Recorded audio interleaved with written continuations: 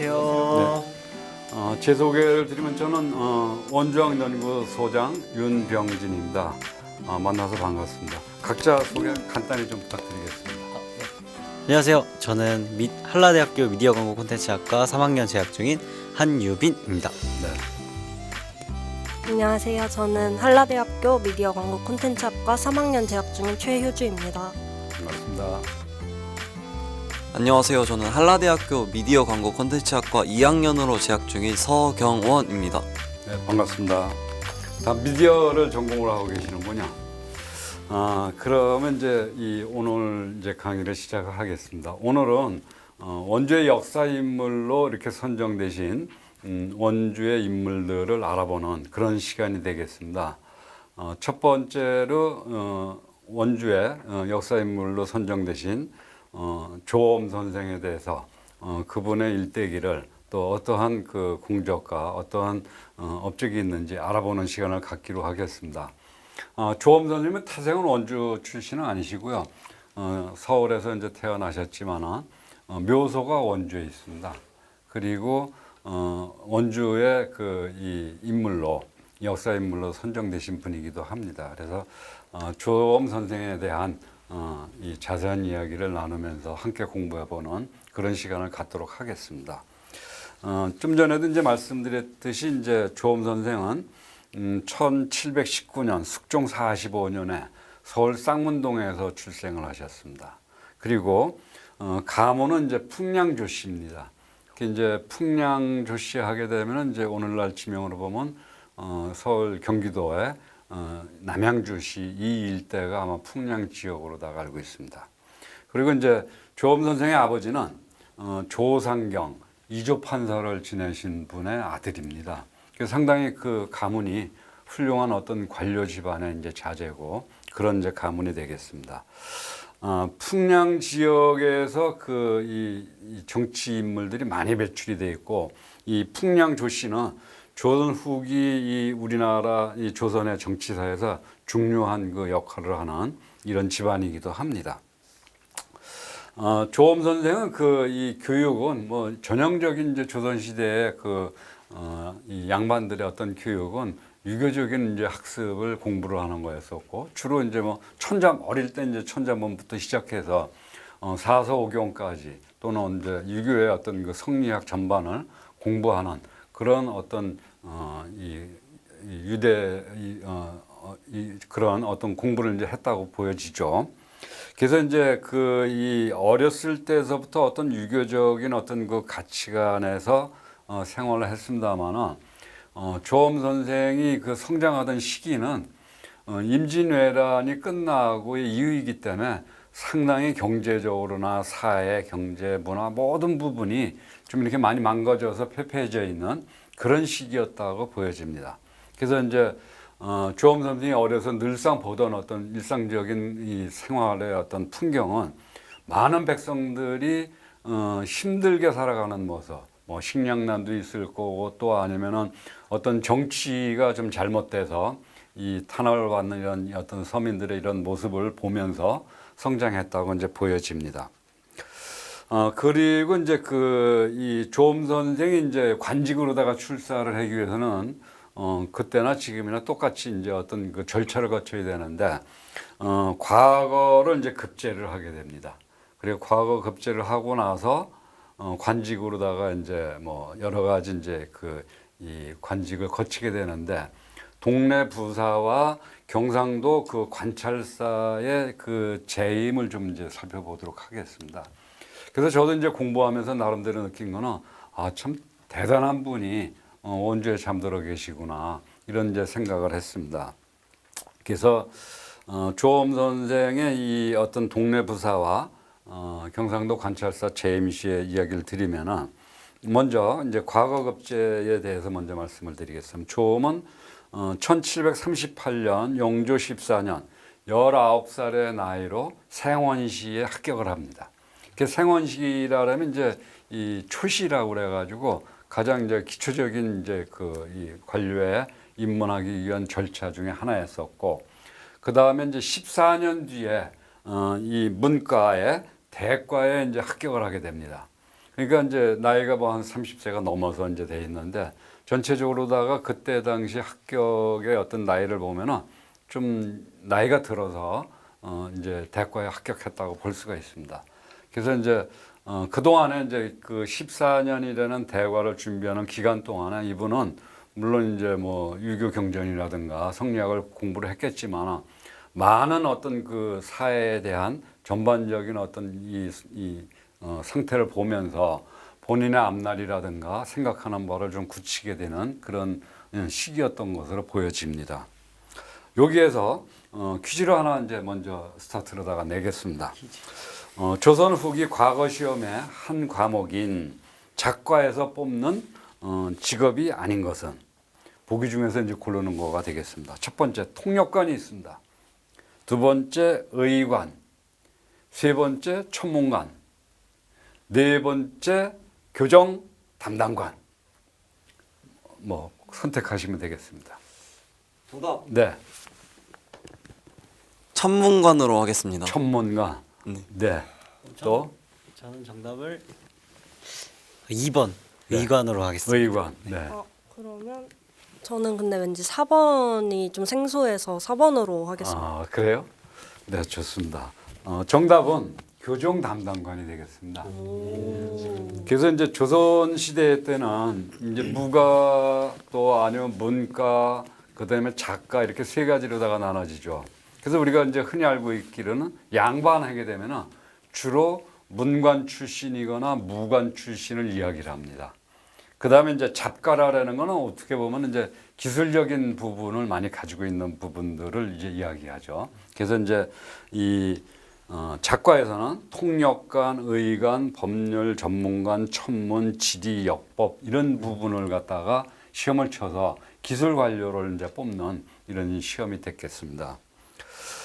조음의 이 동네 부사 시절을 이제 말씀을 드리겠습니다. 처음에 이제 조음이 과거 급제했을 적에는 홍문관 교리를 이제 이 제수를 받고 거기에서 일을 하다가 동네 부사로다가 이제 발령을 받게 됩니다. 동네 부사는 오늘날 뭐 시장급 정도의 시장이나 군수급 정도의 직책이라고 생각이 됩니다. 동네 부사는 이제 조선의 대일 예계를 담당하는 그런 아주 최전방의 그런 어떤 핵심적인 위치입니다.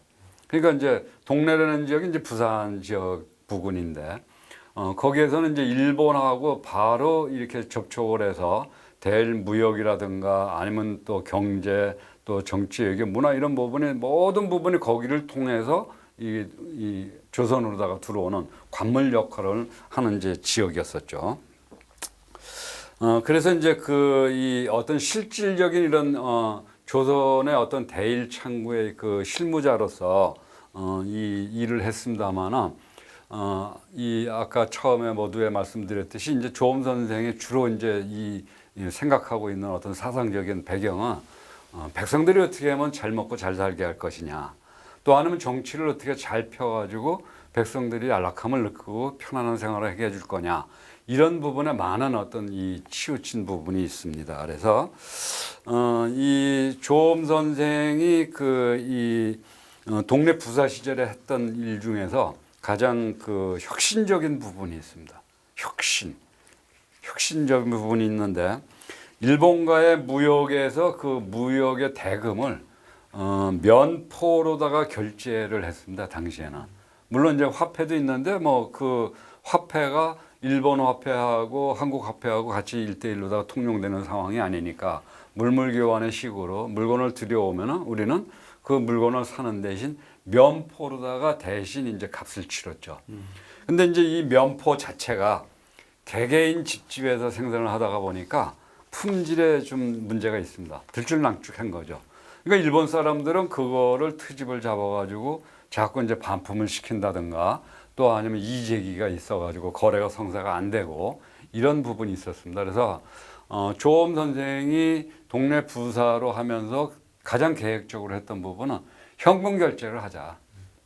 이 물물 교환하는 것보다는 현금이라는 거는 일단 안정성이 있는 거니까 그래서 현금 결제를 하자고 해가지고 이 이제 상인들에게 이제 현금으로 다 지급하게 된 거죠.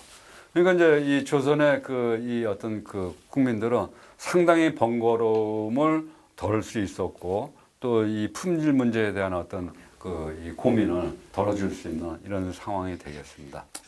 그래서 이제 이 조엄 선생은 동네 부사를 거쳐서 이제 경상도 관찰사로다가 또 이제 재직을 하게 됩니다. 그러니까 이제 관찰사라면 오늘날 도지사 정도. 그래서 이제 상당히 많이 이제 이 승급이 됐죠. 그래서 재임은 1758년도 말에서부터 1760년까지를 이제 이 관찰사로 재임을 합니다. 그래서 이제 이때 이분이 또 어떤 개혁 조치를 취했던 부분은 노비공을 이제 경감을 시켰습니다. 이제 양반들 밑에 보면은 이제 사노비, 이제 개인들 양반 개개인이 가지고 있는 노비가 있고 그 다음에 관청에 소속돼 있는 노비들이 있었습니다. 두 부류가 있었는데 당시 이 산노비가 약 10,000명 정도가 있었다고 합니다. 근데 이 사람들이 가장 이제 힘들어했던 부분은 노비는 이제 군역을 이제 본인이 담당해야 될 의무가 있는데 군역을 안 가는 대신 이제 세금을 냅니다. 근데 그 세금이 이제 너무 이제 많으니까 미처 감당을 못해서 도망을 하는 사람들도 있을 거고 또 아니면 뭐 죽는 사람들도 있을 거고 많은 여러 가지 이제 폐단이 있는 거를 그런 어떤 이제 이 국민들의 노비들의 이 어떤 생활을 개선하고자 하기 위해서 이 노비들의 어떤 이 공력을 부담을 경감을 시켜줍니다. 아주 대폭적으로. 근데 역대적으로다가 많은 관찰사가 있었지만 그런 관찰사 관리는 없었거든요. 그러니까 이제 조엄 선생의 뛰어난 또 아니면 국민들을 갖다가 사랑하는 애민 정신이 이런 데서도 나오게 됩니다.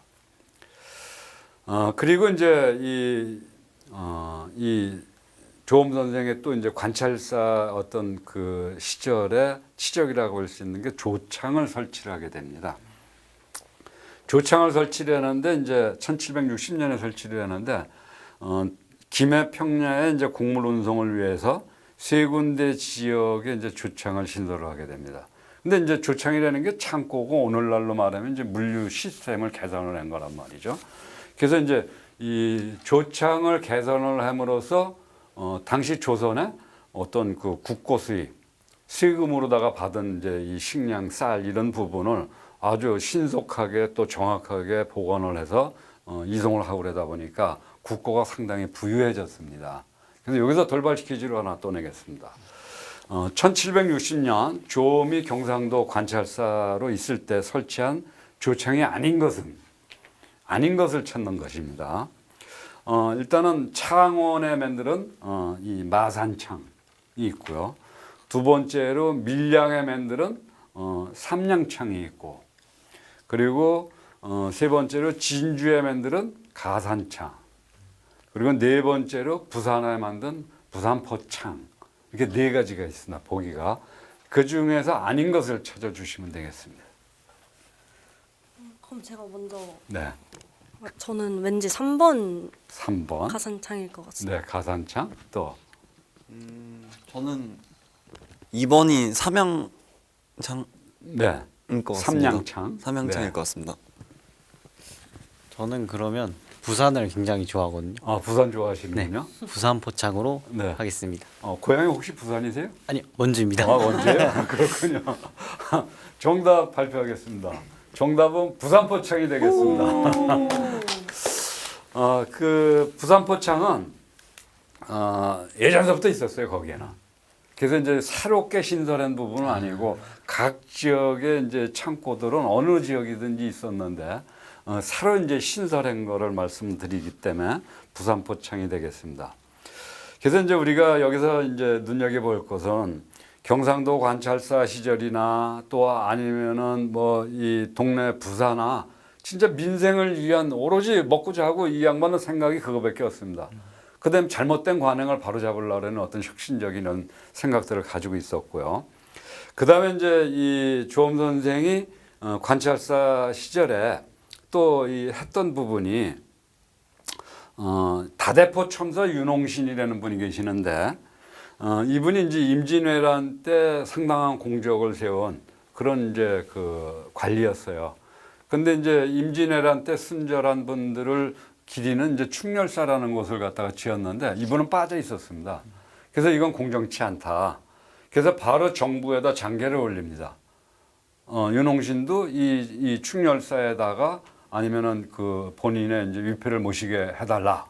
그래가지고 이제 일을 진행을 했는데 정부에서는 그때 당시에 임난에 이제 전세했던 백성들을 그 다음에 윤홍신을 함께 기리는 이 윤공단이라는 그런 이제 단을 하나 이제 만들게 됩니다. 그것도 역시 이제 재향 시절이라고 보면 됩니다. 그리고 이제 1772년에 충렬사에 비로소 윤홍신의 신주를 이제 배양을 시킵니다. 그래서 이제 여기서 우리가 이제 알 수 있는 부분은 이분은 이제 역사 문제에 대해서도 좀 잘못돼 있고 또 아니면 평가가 잘못돼 있는 거는 아주 엄밀하게 평가를 하고자 하는 그런 의지도 있었고 또 백성들을 갖다가 불편을 덜어주는 그런 어떤 개혁적인 관료였었다고 이제 보여집니다. 그 다음에 이제 또 비변사인 당상 시절에는 영남과 이제 호남의 곡식 각각 3,000석을 갖다가 경기도로 이송을 하게 됩니다. 당시에 이제 경기도에는 기근이 들어가지고 흉년이 들어서 곡식값이 막 천정부지르다가 막 뛰고 이럴 때였어요. 그래서 이제 이 영남과 호남에서 곡식 6,000석을 갖다가 경기도에 풀면서 경기도의 어떤 물가 폭동이라든가 또 아니면 식량 문제를 해결하는 그런 공을 세우기도 합니다. 그래서 이제 이 조음은 진짜 실용주의적 이런 이 학자 또는 관료 이런 사상가였다고 이제 보여지는 거죠. 그 다음에 이제 우리가 이제 잘 알고 있는 고구마에 대해서 이야기를 드리겠습니다. 조음은 일본 통신사 활동을 이제 하면서 고구마를 이제 우리 국내로다 전래했다는 거 여러분도 잘 아실 겁니다. 1763년 영조 39년 일본 에도막부 그 직위축하 사절단의 정사로 파견이 됩니다.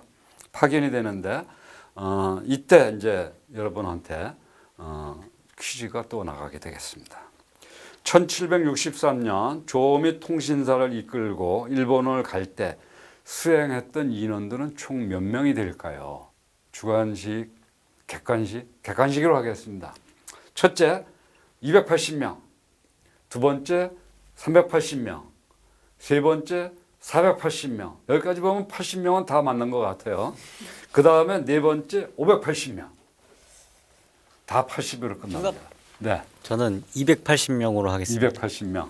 네, 좋습니다. 또. 저도 한번. 네.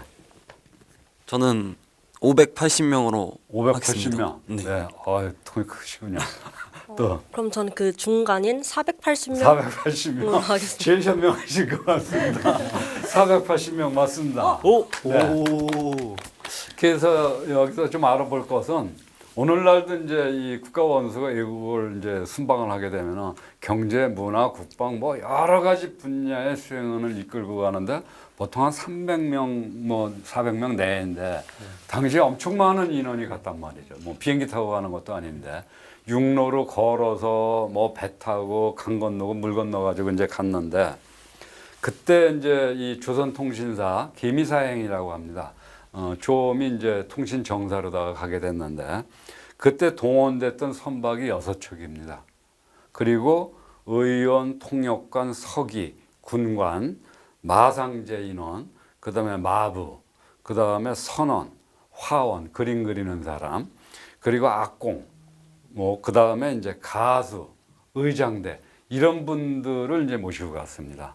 그래서 이제 조음이 이제 일본에 이제 가게 됐을 적에는 이 뭐 여러 가지 분야의 다양한 직종의 전문가들이 480명으로 이제 수행을 이뤄서 이제 가게 되죠. 그래서 일본 이제 가서 해야 될 일은 예계를 이제 담당하는 이제 고위 사절단으로서의 어떤 그 기간을 이제 소요를 하고 그다음에 이제 경제 또 문화 이런 부분들을 같이 동행하게 됩니다.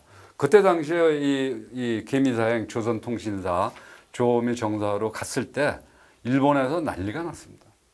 오늘날 아이돌이 뭐 이렇게 공연을 하게 되면 수많은 사람들이 즐기고 보듯이 조음 선생이나 조음 일행들의 뭐 글씨나 또 아니면 그림을 갖다가 한 점 받기 위해 가지고 수천 명이 장사진을 지고 장사진을 치고서는 이제 순서를 기다려서 그림도 받아갔고 또 이제 공연도 아주 성황리에 끝났습니다. 그래서 일본은 뭐 그렇게 이 말이라든가 이런 거가 풍부하지는 않은데 우리나라 이 조선의 이 마상제는 또 아주 대단했습니다. 그래서 말을 타고 미우기를 보이는 뭐 마상제 쇼도 한다든가 이런 이제 여러 가지 이 상황을 하게 됩니다. 우리가 이제 여기서 이제 또 퀴즈를 하나 안 낼 수가 없죠. 통신사가 파견이 됐을 때 이분들의 가장 큰 정치적인 목적이 뭘까요? 그래서 이제 요거는 이제 주관식입니다. 가장 그 뭐 어떤 목적을 띄고 갔을까요? 제가 먼저 네. 그냥 외교를 하기 위해서 그냥 거의 90%에 가까이 근접했습니다. 조금 더 이제 진전시켜서 누가 말씀해 주시면 좋을 것 같아요. 저는 제가 배울 만한 문화라든지 기술이라든지 아니면 뭐 작물이라든지 뭐 이런 걸 수입할 수 있는지 수출할 수 있는지 이런 걸 좀 알아보지 않았을까. 또 없습니까? 저는 그 옛날 일본 왕들을 쇼군이라고 부르지 않습니까? 네. 그럴 쇼군이 즉위하거나 그럴 때 축하하기 위해서 갔다고 생각합니다. 핵심을 찔렀습니다. 맞습니다. 그 쇼군이 새로 이제 이 즉위를 하죠. 즉위를 하면은 양쪽이 이제 서로 그 인정을 한다 그래나 조선에서 너네 쇼군을 인정을 한다. 또 아니면 일본 쇼군도 조선 국왕한테 뭐 서로 인정을 하는 그런 어떤 외교적인 이제 그 정치 행위가 있습니다. 그래서 가장 큰 목적은 이제 그거예요. 그 어떤 이 양국 간에 서로를 승인하는 이제 문제가 있는 거고 부수적으로다가 문화, 역사, 경제 이런 부분은 이제 부차적으로다가 따라가는 그런 이제 행위가 되겠죠.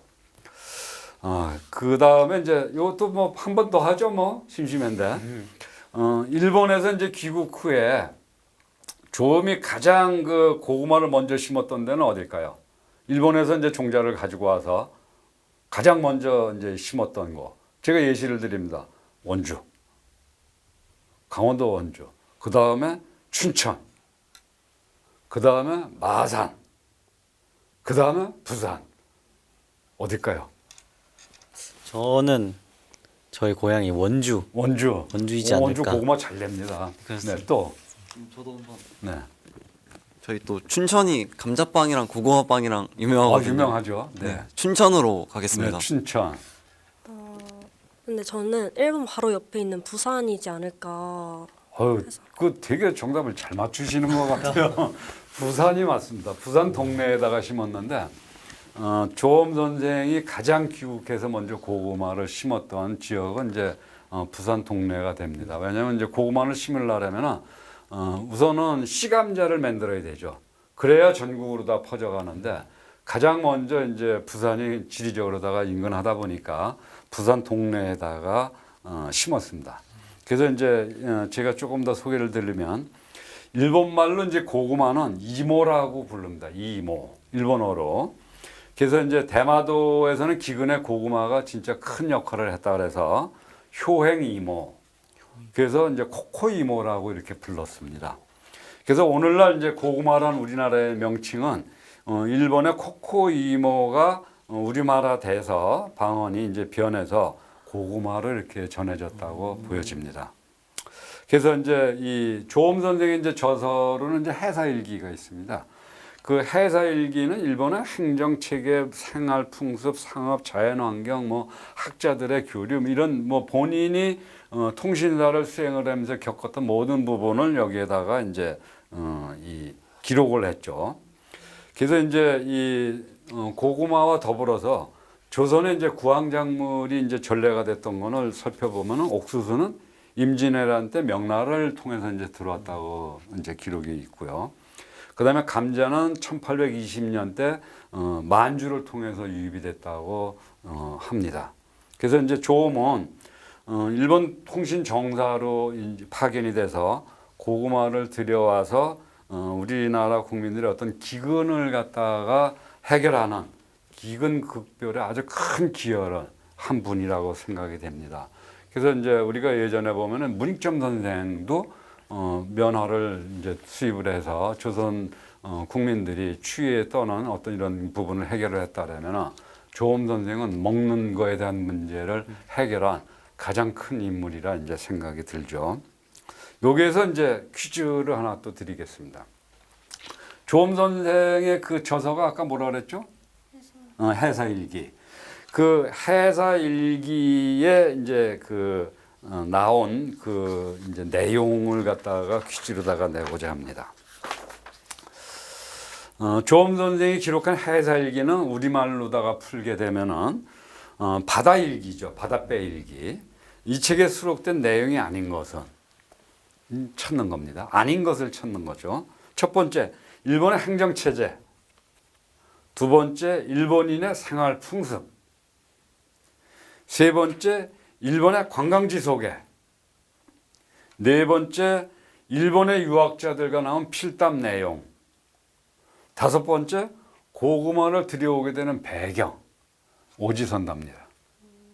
하나 선택하시면 되겠어요. 제가 먼저. 저는 3번 뭔가 관광지 소개가 관광지 소개.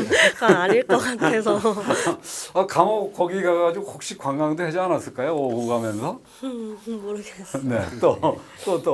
제가 네, 저는 그 4번으로 하겠습니다. 네. 그 해담 일지? 필담 일지. 네, 필담 일지. 네. 따로 그렇게 일기에는 쓰지 않았을 것 같은 느낌이라서. 네. 또 그럼 저는 5번 고구마를 들여오게 된 배경으로 배경 과정. 선택하겠습니다. 정답은 일본의 관광지 소개입니다.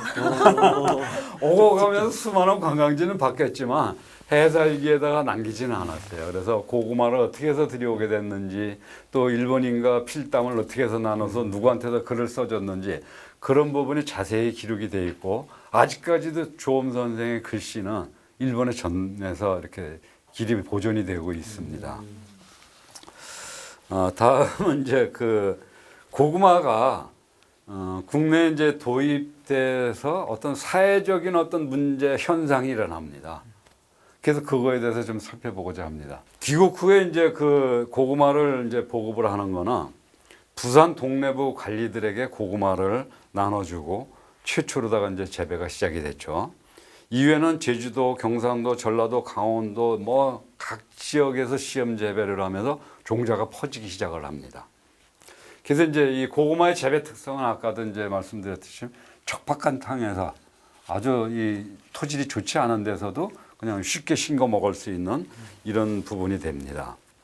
그다음에 이제 이 제주도에서는 아직도 고구마보다는 조저라고 얘기합니다. 조음이 가져온 고구마다. 그래서 이제 조저라고 부르는데 조음 감자에 줄어든 말이라고 생각이 됩니다. 그래서 이제 조음이 고구마를 가져와서 직접적으로다가 해결한 부분은 우리의 먹고 사는 문제를 갖다 해결을 했겠죠.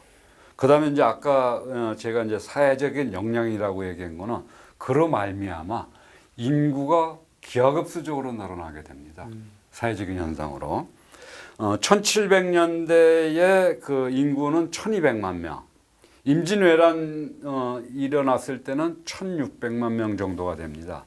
근데 임진왜란을 거치면서 500만 명 정도가 줄어서 1100만 명 정도가 됩니다. 인구가. 얼마나 많은 사람이 죽었습니까? 그 중에는 전투로 인해서 죽은 사람도 있겠지만 뭐 기근으로 굶어 죽은 사람도 있고 여러 가지 원인이 있습니다만 그다음에 이제 1800년대는 이제 고구마의 보급과 농업 혁신이 일어나게 됩니다. 뭐 이양법이라든가 수리시설, 옥수수 뭐 이런 부분이 이제 확산이 되고 전쟁이 없었습니다. 그래서 1800년대는 2천만 명으로다가 늘어나게 됩니다. 엄청 많죠. 조선시대에. 그래서 이제 1100만에서 2천만 명으로 다 늘어나는 거는 그만큼 조음의 고구마가 큰 역할을 했다. 이런 이 되겠습니다. 그래서 이제 이 조음은 단순히 고구마를 이제 들여온 것뿐만이 아니고 재배 정책까지 관리하면서 진짜 백성들의 어려움을 살폈던 그런 관리였고 그때 당시 인구 증가를 갖다가 이렇게 일궈낸 큰 인물이었었죠. 다음은 이제 그 이 조음의 관직 생활과 그 돌아가실 때까지 이야기를 간단히 보겠습니다. 그 전에 질문 네, 하나 네, 해도 네, 그 대마도에서 고구마 종자를 들여왔었잖아요. 네. 고구마 종자를 들여올 때 일본이 바랬던 대가나 그런 거는 또 따로 없을까요? 네. 몰래 들여왔거나 그런 네. 건 아닐 거라 생각해서. 네, 네. 답변 드리겠습니다. 그 고구마가 이제 일본에 전래된 것은 남미에서 이제 고구마가 이제 만들어졌는데 오키나와에서 이제 이게 들어와 가지고 오키나와를 거쳐서 이제 대마도까지 왔는데 그분들은 이제 문익점 선생이 이제 그 중국에서 면화 씨를 가지고 올 때처럼 그렇게 엄격하진 않았습니다. 그냥 일상적으로다가 먹는 아주 보편적으로다가 먹는 그런 이제 식량 구황작물이었었죠. 그래서 이제 조엄 선생은 그 부분을 이제 본인이 이제 드셔보고 나가지고 아 이게 조선으로 가져갔으면 좋겠다. 그러면 우리 백성들의 큰 힘이 되겠다 이래가지고 정상적인 절차에 의해서 도착하자마자 드셔보고 종자를 보냈고 그 다음에 다시 이제 일본 통신사가 끝날 때 대마도에 들려서 뭐 채종법이라든가 보관법이라든가 유리법 이런 부분을 알아가지고 돌아오시게 됐습니다. 저도 질문이 있어요. 네. 그러면 그 고구마 말고 또 들여온 게 더 있을까요? 그 고구마 말고도 이제 뭐 조엄 선생은 고구마만 들여왔고요. 네. 그 외에 우리나라의 이 토착종이 아닌 부분이 들어온 건 많이 있죠. 그런 부분이 이제 우리가 혹시 뭐 이 얼큰한 거 좋아하시는지 모르겠습니다만 고춧가루, 고추도 원래 우리나라 원산지는 아니었습니다. 그것도 이제 임진왜란을 전후해 가지고 들여오게 된 거죠. 그래서 이제 전쟁이라는 것은 어떻게 보면 이제 사람을 살상을 하고 영토를 확장을 하고 뭐 이런 거겠지만 부수적으로다가 그런 어떤 경제나 문화 쪽에 대한 교류도 일어나게 됩니다. 그래서 이제 외국에서 보면 포도주의 어떤 전례를 보면 전쟁하고도 상당히 뭐 큰 어떤 이 영향 관계가 있습니다. 네. 감사합니다. 네. 조엄의 이제 관직 생활과 죽음에 대해서 이제 그 말씀을 드리면은 귀국 후에 진짜 조엄 선생은 승승장구하게 됩니다. 그래서 이제 대사관과 공조, 호조 참판을 거쳐서 그 다음에 이제 1770년서부터 1772년에는 이제 평안도 관찰사로다가 재임을 하게 됩니다. 그래서 이제 관찰사는 종이품, 정이품 뭐 요 정도 이제 크기에 따라서 가는 부분인데 오늘날 보면 장관급이죠. 지방장관이라고 보시면 됩니다. 그래서 이제 조엄 선생은 어떤 그 민생 문제, 국고의 어떤 부강, 국가를 부강하게 만든 이런 개혁적인 조치를 많이 했는데 이분이 이제 평안도 관찰사 시절에 평안 그 감령에 돈을 빌려주고 못 받은 돈이 30만 냥 정도가 있었습니다. 그래서 그거를 미수금을 일시에 이제 이 돈을 걷어들여 가지고 평안 이 평양부에 평안 관찰부에 재정을 아주 원활하게 돌아가게끔 합니다. 그래서 이제 이런 돈을 받아냈는데 이게 뭐 이제 국가적으로 보면 이익이죠. 국가가 돈을 못 받고 있는 걸 받아들여 가지고 국고를 풍만하게 했으니까. 근데 이제 이를 이제 비판하는 사람들이 있습니다. 비판하는 사람이 흉년과 이 쌀값이 폭등할 때 왜 백성들한테 꿔준 돈을 갖다가 못 받고 있던 돈을 왜 그때 받았냐. 잘 살 때 받지. 이러면서 비판의 이제 여론이 있었습니다. 그래서 이제 백성을 이제 수탈했다는 이런 어떤 논란이 일부 있었습니다만 이후에 이제 이분은 이제 이조 판서로다가 임명이 됩니다. 1776년에 이제 정조 즉위 후에 이제 이조 판서로 임명이 됐습니다만은 그때 당시에 이제 평안관찰사에서 재직 시에 30만 냥을 갖다 받아들였던 부분에 대한 어떤 이제 탄핵을 받게 됩니다. 그래서 이제 탄핵을 받아서 파직이 되고 그 다음에 유배를 떠나게 됩니다. 그러니까 이제 이분 입장에서 보면 이제 양면에 어떤 이 양면성이 있는 부분인데도 이 백성들 쪽으로다가 타겟을 맞춰가지고 잘못했다고 하니까 억울할 수 있죠. 그래서 이제 이분은 이제 평안도 유안으로다가 유배를 가서 그 후에 이제 김해로다가 옮겨졌습니다. 근데 이제 억울하고 뭐 이런 어떤 그 유배를 가니까 많이 진짜 심적인 이 상처가 컸겠죠. 그래서 이제 김포에서 유배 생활 중에 이제 작곡하시게 됩니다. 그래서 이제 이분은 이제 김해에서 이제 병으로다가 이렇게 돌아가시고 거기에 이제 감회장이 이제 됩니다. 그 다음에 이제 조음의 후손과 그 풍량 조씨들의 이제 세도 정치에 대해서 잠깐 그 언급을 하면은 조음의 그 손자가 이제 두 분이 있는데 조만영과 조인영 이분들이 아주 대단한 그런 어떤 또 활약을 합니다. 할아버지의 어떤 그 교육을 받아서 그런지는 모르겠습니다만 1800년대 전반기 순조 헌종 시기에 세도 정치를 주도했던 분이 이 두 분 형제입니다. 그리고 이제 풍량조씨 가문이 조선 정치 아주 핵심 세력으로 급부상하게 됩니다. 그리고 이제 조엄 선생의 이제 그 손자 조만영의 딸이 조엄 선생한테는 증손녀가 되겠죠. 그분이 이제 헌종의 모후 신정왕후입니다. 그러니까 당시 조선은 좌우지간 이 조씨 일가, 풍량조씨 일가가 쥐락펴락을 할 수 있을 정도로 뭐 그런 어떤 세도 정치의 시작이 되기도 합니다. 그 다음에 이제 이 조엄 선생이 이제 원주로 오시게 된 이제 동기는 원주 지정면에 조엄 일가들이 풍량조씨들이 많이 살고 있었어요. 그리고 이제 그 문중에 그 어떤 사패지 이런 산이 있고 그러니까 김해에서 이제 원주를 이장을 해서 원주에 이제 안식하게 돼 있는 이런 상황이 됩니다.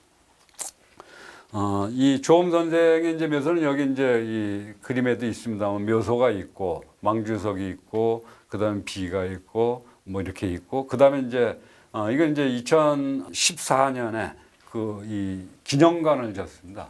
그리고 이제 사당도 이제 새로 짓고 그래서 이 부분은 이제 관리를 풍량조씨 가문에서 하고 있고 그 다음에 이 기념관에서 이제 문익궁 조엄 선생에 대한 일대기 그분에 대한 전반적인 그 기념관을 만들어서 방문객들에게 이렇게 안내를 하고 이런 상황이 됩니다.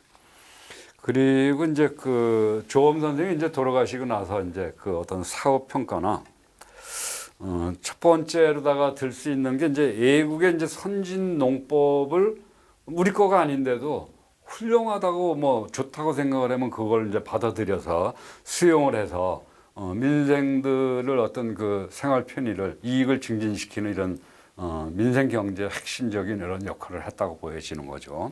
그래서 이제 보통 관리를 하려면 애매하면 이제 양반으로서의 어떤 그 권위를 내세우지만은 이번은 그런 관리하고는 진짜 질적으로다가 다른 그런 이제 분이었었고, 백성들의 어떤 그 삶 개선에는 진짜 이분만큼 큰 기여를 한 부분이 없습니다. 그리고 이제 아까도 말씀드렸듯이 그런 어떤 기근을 탈피를 시키면서 인구를 증가시키고 국력을 부강하게 하고, 그 다음에 이제 뭐 어떤 그 이 행정적인 어떤 절차에서 문제가 있었던 부분은 즉각적으로 개혁을 했던 그런 이제 훌륭한 인물이죠. 그래서 이제 우리가 오늘날 이제 원주 역사 인물로서 우리가 기억을 해야 되는 조엄은 민생을 진짜 살피던 실질적인 진짜 관리였었다. 그다음에 국익을 먼저 생각을 하는 그런 관리였었다. 이렇게 이제 생각이 됩니다. 그래서 우리가 이제 묘소가 있기 때문에 늘 이 접근성이 좋으니까 묘소를 뭐 참배하기도 하고 기념관을 가볼 수도 있고, 이게 이제 원주의 역사 인물로 선정되어 있는 또 큰 교훈을 주는 인물이 원주에 있기 때문에 원주의 복이 아닌가 이런 생각이 듭니다. 그럼 원주의 역사 인물 첫 번째 문익공 조엄 선생에 대한 공부를 오늘 이렇게 마치는 걸로다가 하겠습니다. 여러분들 수고하셨습니다. 감사합니다. 감사합니다.